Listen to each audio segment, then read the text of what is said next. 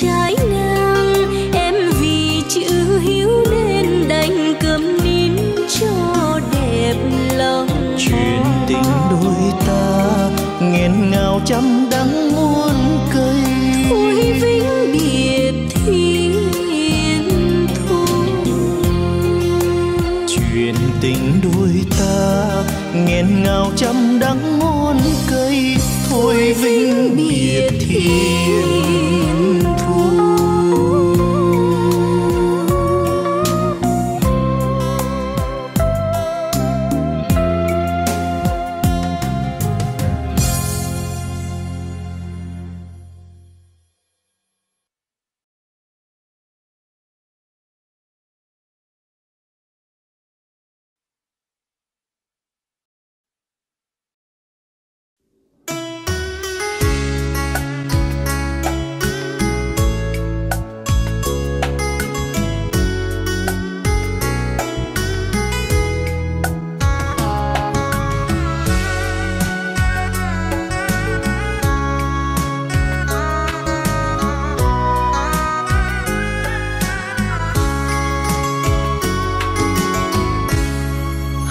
Cây xanh thắm màu trên con đường ngày xưa, hai ta chung lối mộng.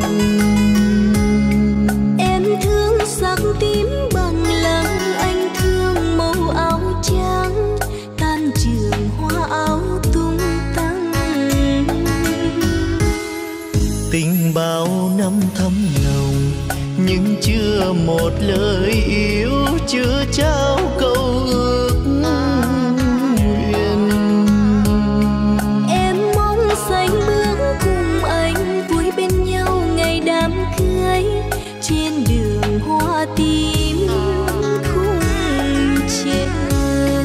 Mùa thi năm cuối sông em theo chồng xứ là để bằng lăng ngóng nơi xa.